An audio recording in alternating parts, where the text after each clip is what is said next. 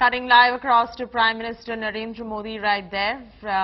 He's celebrating his Diwali with the jawans, as you already know. He's addressed the jawans twice already, giving out a stern message, of course, to China and to Pakistan as well. Contextually very important in the line of what is light of what is happening in the line of actual control and the LOC as well.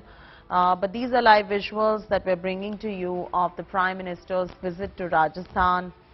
The Indo-Tibetan Border Police jawans are celebrating Diwali in Ladakh on one side. You've got the Prime Minister in Rajasthan celebrating Diwali with our jawans, putting out a strong message to our neighboring countries like China and Pakistan. Prime Minister going on to show how our forces are unbeatable. It is a big morale booster. Visuals you see on your screens are coming in live from Jaisalmer with a strong message going out to Pakistan as well. The Prime Minister also spoke about how a major impediment to modernizing Indian Army and the provision of equipment to its soldiers was red tape of complex procedures, and how that process is now simplified. And to coordinate that better, the Chief of Defence Staff has been inducted in the hierarchy of the armed forces as well.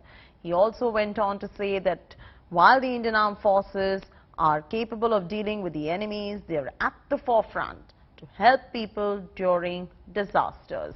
He also spoke about the Air Force and Navy and how they rescued people who were stranded in other countries due to COVID.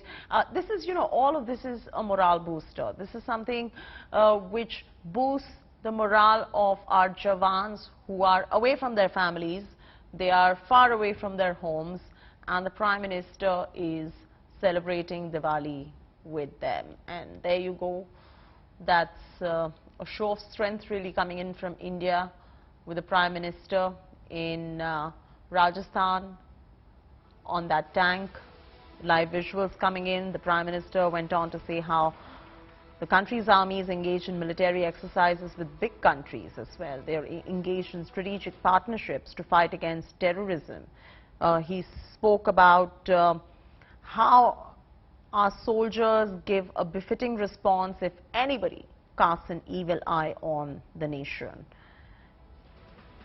He also spoke about how this establishes the credibility of Indian Army in the world, and how the country's army is engaged in military exercises with other big countries.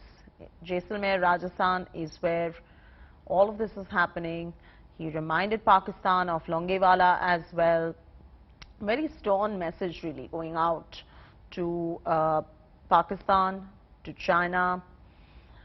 The Prime Minister just a while back was with the member of Indian Armed Forces chanting Bharat Mata Ki Jai.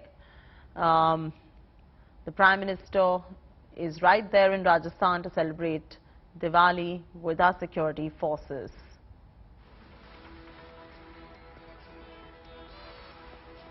Abhishek Bhalla is now joining us live for the latest on this. Abhishek, some fantastic live visuals coming in right there from Longewala in Jaisalmer, where the Prime Minister is celebrating Diwali with our armed forces. I'm throwing straight across to you for more. Well, year after year, Chaiti, this has become an annual affair now. The Prime Minister spends time on Diwali with troops close to the borders. And in fact, the Defence Minister also on the occasion of Dussehra was close to the line of actual control when he interacted with troops in North Sikkim. And, Battle of Longewala obviously is one of the most famous battles of the 1971 war.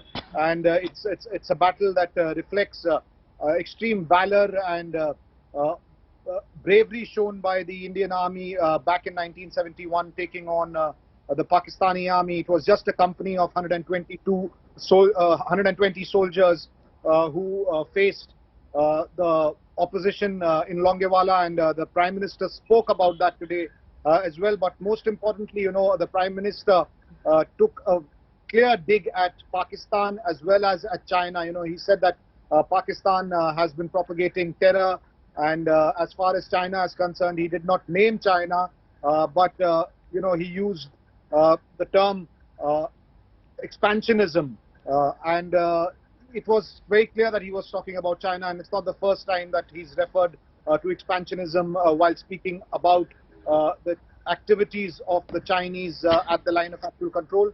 And it's very important that these comments come amid the tensions both at the line of actual control and the line of control. In fact, only yesterday at the LOC in North Kashmir, the Indian forces lost 5 brave men.